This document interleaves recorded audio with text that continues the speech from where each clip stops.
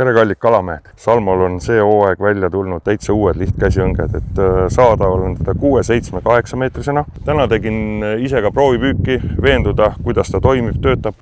Püüdsin 2-grammise rakendusega, puhus kõva külgtuul.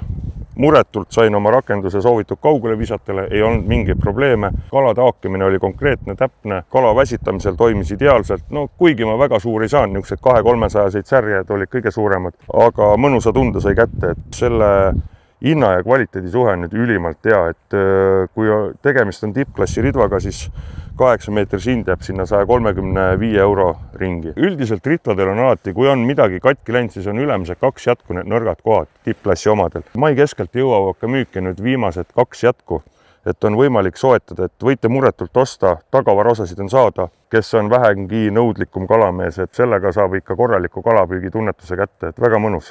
No nüüd õnnestus täitsa uue ridvaga natuke suurem kalakene otsa saada. No väga suur ta ei ole, aga rits töötab ideaalselt. Kui näha, siis ots paindub, et ta ei paindu liialt läbi. Ilus särjepoiss.